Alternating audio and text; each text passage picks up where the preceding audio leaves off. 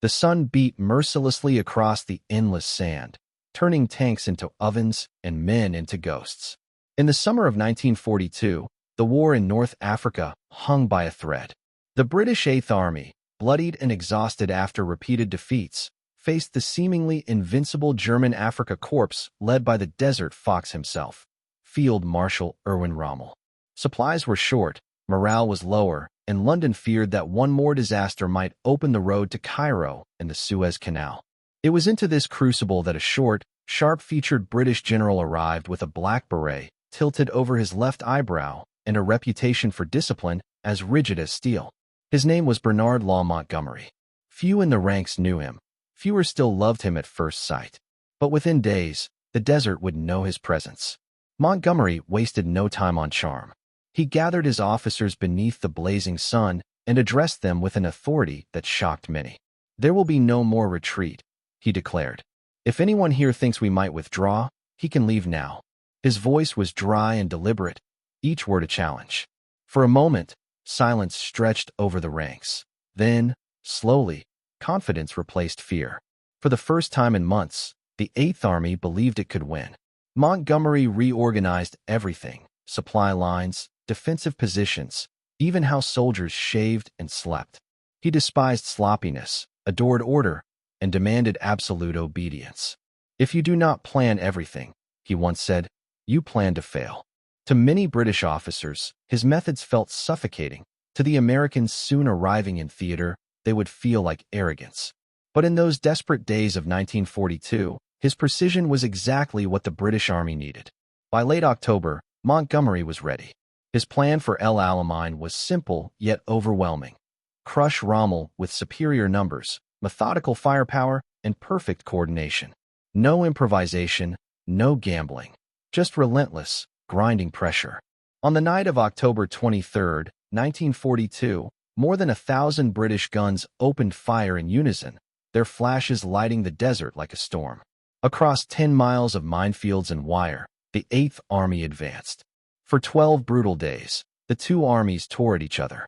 Rommel's defenses were fierce, but Montgomery never lost control. When the German line finally cracked, it was not through daring genius, but through disciplined execution. The British press hailed Montgomery as the savior of the nation. Churchill himself rejoiced, "Before Alamein, we never had a victory. After Alamein, we never had a defeat." It was a triumph that transformed Montgomery into a legend and the British Empire's new military idol.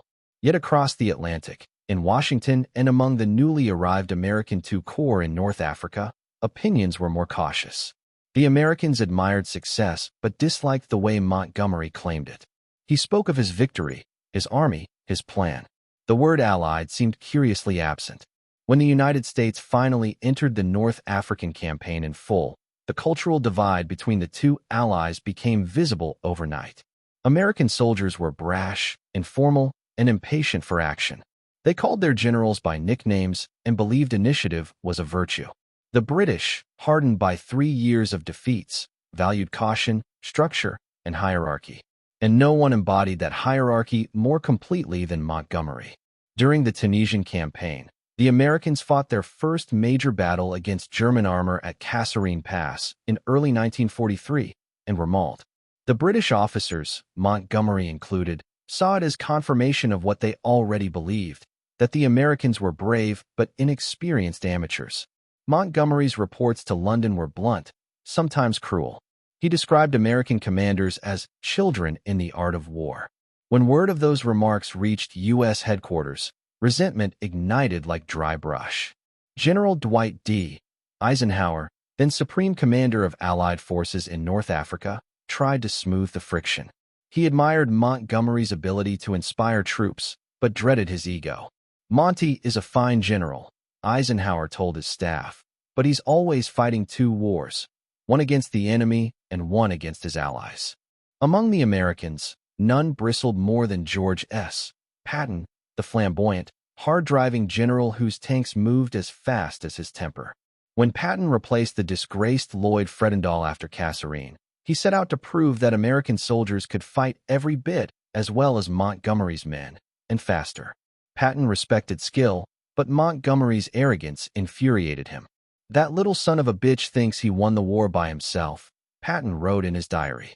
In March 1943, as Allied forces closed in on Tunisia, Montgomery's British 8th Army advanced from the east, while Patton's American II Corps attacked from the west.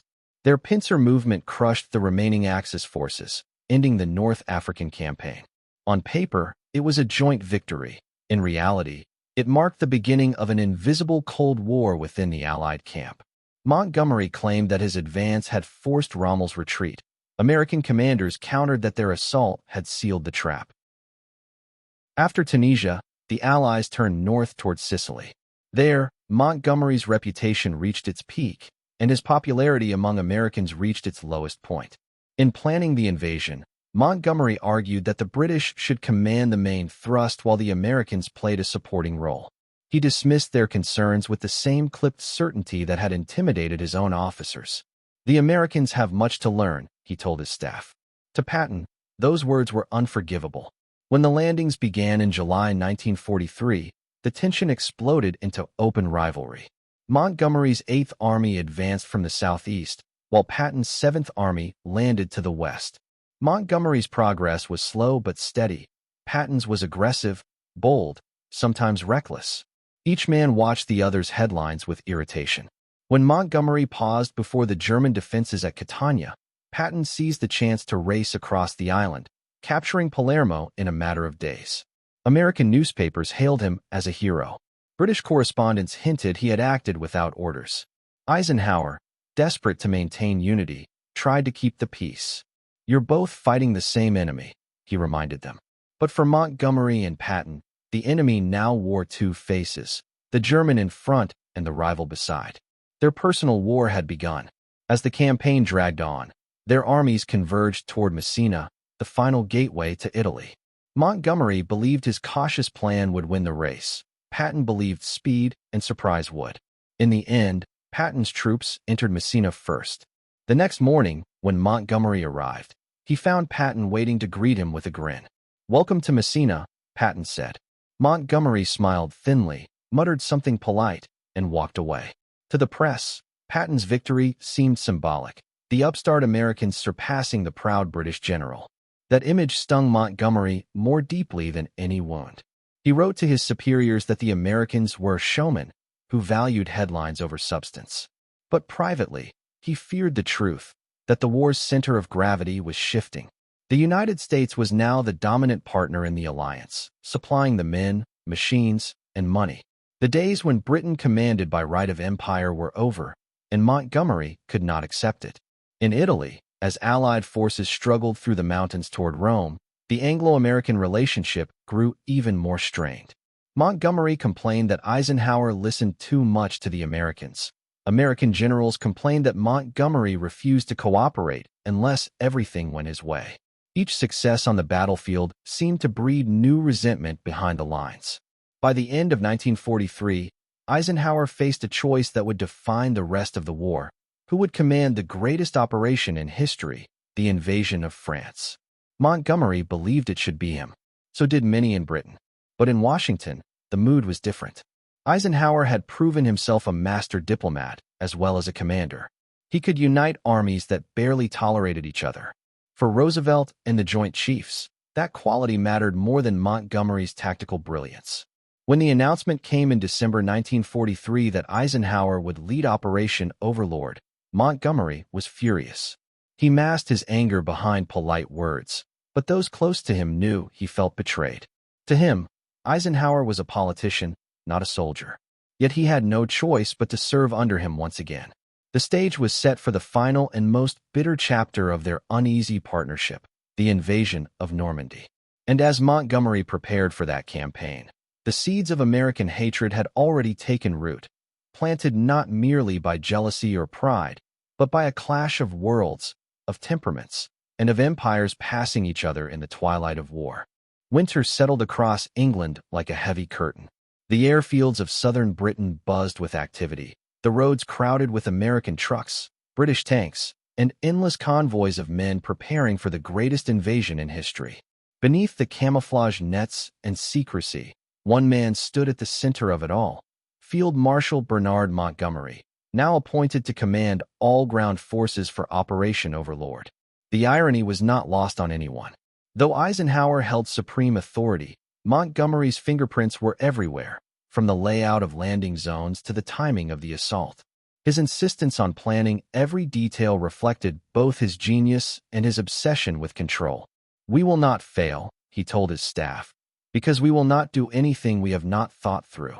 Montgomery's headquarters in St. Paul's School, London, became a fortress of maps, diagrams, and arguments.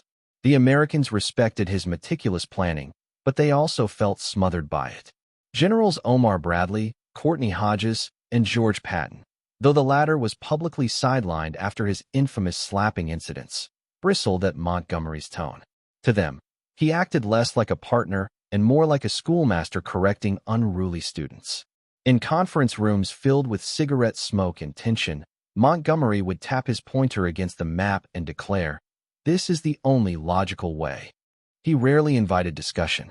When Eisenhower gently suggested alternatives, Montgomery's face hardened. "You may be the supreme commander, Ike," he once said with a thin smile, "but the battle will be mine to fight."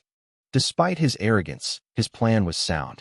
He envisioned a massive assault across 5 beaches: Utah, Omaha, Gold, Juneau, and Sword, with the British and Canadians holding the eastern flank while the Americans secured the west.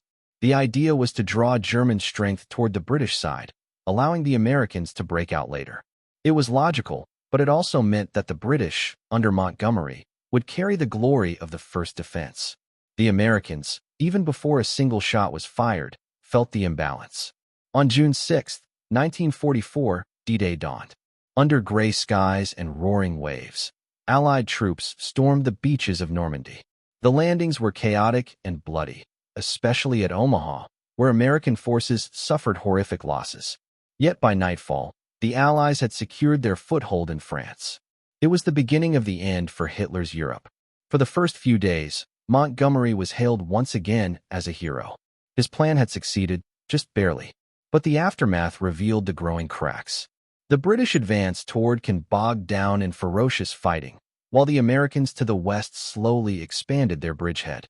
Montgomery's reports to London spoke of steady progress. To Eisenhower, they seemed inflated.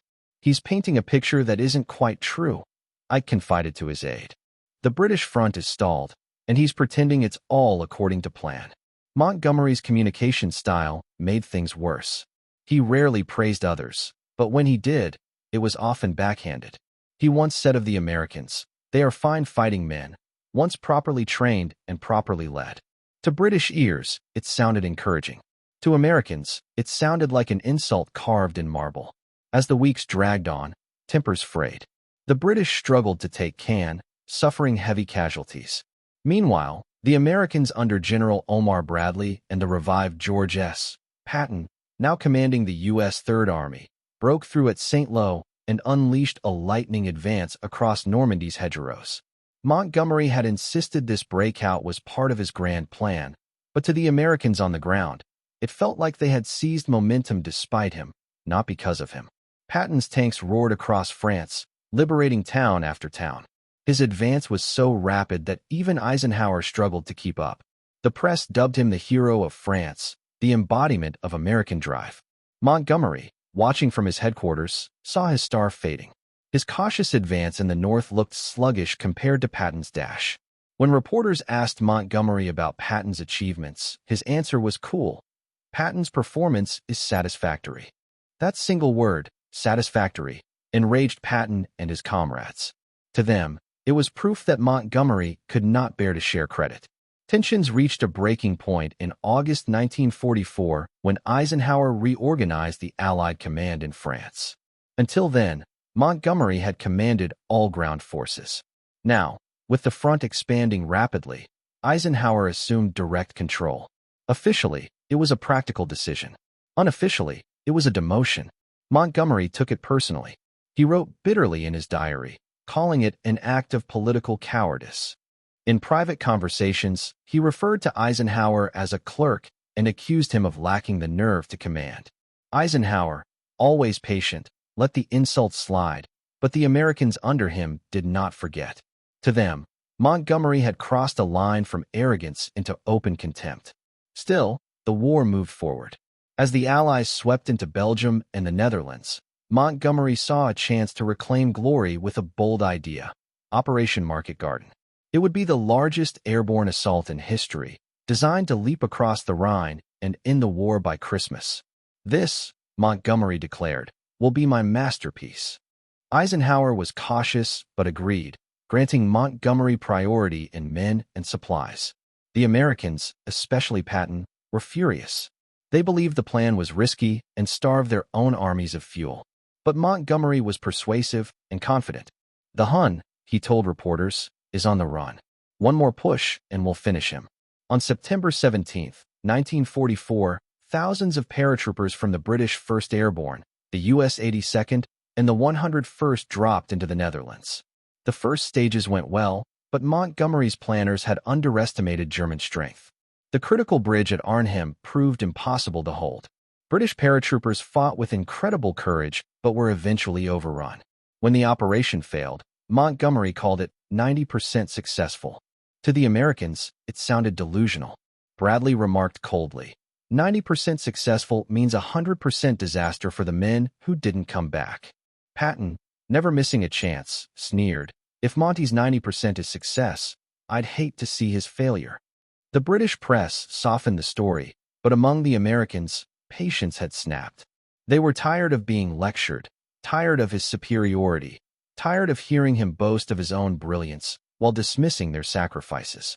Even Eisenhower, usually diplomatic, wrote to Washington that Montgomery was insufferable and that his attitude was a constant source of strain.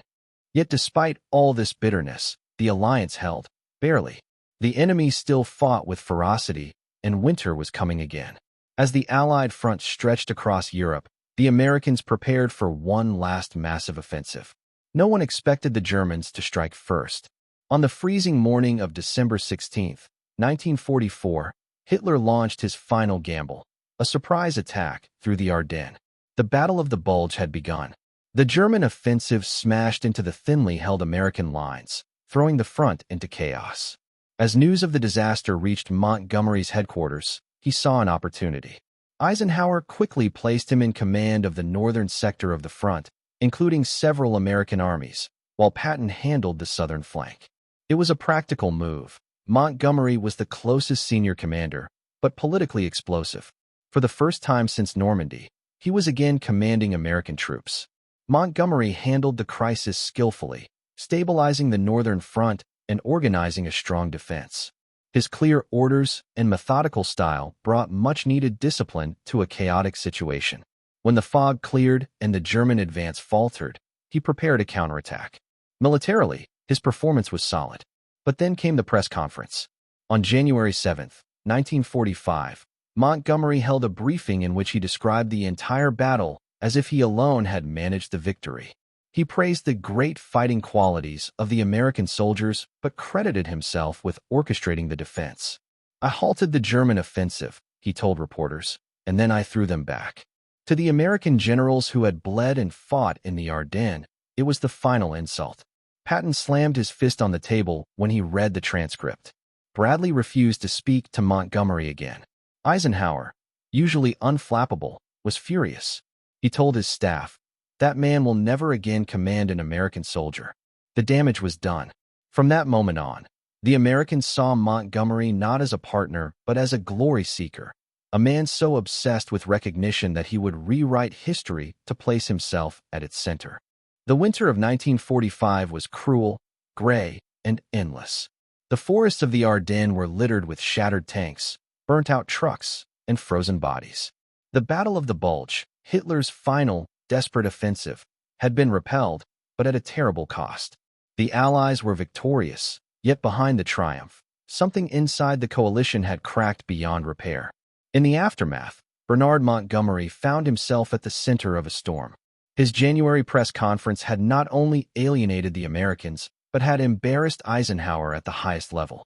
Reporters across Europe printed Montgomery's claim that he had halted the German attack, downplaying the heroic defense of American troops at Bastogne and the daring counterattacks led by Patton's Third Army. When the transcripts reached Washington, The reaction was swift and furious. General Omar Bradley demanded that Eisenhower issue a formal reprimand. Patton wanted him relieved of command altogether. Even Eisenhower, normally patient to the point of sainthood, lost his temper. "He's jeopardizing the entire Allied spirit," Ike fumed. "It's always Monty first, and everyone else second." Montgomery, realizing the backlash, tried to smooth things over. He sent personal letters to Eisenhower and Bradley, claiming that his words had been misunderstood by the press. But the damage was done. American commanders, once grudgingly respectful, now viewed him as untrustworthy. What had begun as professional rivalry had turned into personal contempt. Eisenhower, however, could not simply discard Montgomery. The Field Marshal still commanded Britain's 21st Army Group, which included hundreds of thousands of troops pushing toward the Rhine. The alliance needed to hold together for one final offensive into the heart of Germany. Ike swallowed his anger and chose diplomacy once more. He called Montgomery to his headquarters and told him bluntly, "We are going to end this war together, and we will not do it as enemies." Montgomery, stiff and defensive, replied, "I have always acted in the best interest of the Allied cause." It was technically true, but his best interest and the Allies were rarely the same. By March 1945, the Rhine River, that historic barrier guarding Germany's heartland, lay ahead. The Americans crossed it first, seizing the bridge at Remagen in a daring stroke that electrified the world. Eisenhower announced it as a triumph of American initiative. Montgomery, furious at being upstaged, demanded that all crossings be placed under a coordinated plan. To him, this meant under his direction. On March 23rd, Montgomery launched his own crossing of the Rhine near Wesel, using an enormous, meticulously prepared assault involving more than 1 million men, thousands of guns, and the largest airborne drop since Market Garden. The operation went flawlessly, proof of his organizational brilliance, but by then, few in Washington cared. The headlines belonged to the Americans. When Eisenhower visited Montgomery's headquarters afterward, he praised the success warmly. But he also made it clear that Patton's and Bradley's armies would spearhead the final drive into central Germany. Montgomery would guard the northern flank and secure the ports, an important role, but not the glory he craved. It was, in effect, a polite sidelining. As the Allies advanced deeper into Germany, the full horror of the Nazi regime came into view. Concentration camps, mass graves, cities reduced to ash. In those grim final weeks, Montgomery's meticulous professionalism returned. He ensured captured cities were stabilized quickly, civilians fed, and order restored. Soldiers who served under him later admitted that his attention to logistics saved countless lives. But among the Americans, the memory of his arrogance overshadowed everything else. On May 4, 1945, at a tent in Lüneburg Heath, Montgomery accepted the surrender of German forces in northern Germany, Denmark, and the Netherlands. Photographs show him standing ramrod straight, hands behind his back, face expressionless as the German officers signed the documents. For Britain, it was a moment of immense pride. For Montgomery, it was vindication, proof that, despite his critics, he had helped end the war on his own terms. Yet the Americans saw it differently. When Germany surrendered fully 4 days later, the main ceremony at Reims was conducted under Eisenhower's command. Montgomery's name was absent from the headlines. In the American press, he had already faded, replaced by Eisenhower, Patton, Bradley, and the unstoppable force of the U.S. Army. After the guns fell silent, the political battles began. Montgomery returned to Britain a national hero. He was made Viscount Montgomery of Alamein and feted across the country. But abroad, especially in the United States, his reputation was complicated. American officers writing their memoirs in the late 1940s did not hold back. Patton called him an obstinate little donkey. Bradley described him as a good soldier in the field but a poor ally in the tent. Even Eisenhower, always diplomatic, admitted that Montgomery could never grasp the fact that war is a team effort. Montgomery, for his part, gave as good as he got. In his post-war writings, he implied that American generals had been reckless, disorganized, and glory-hungry.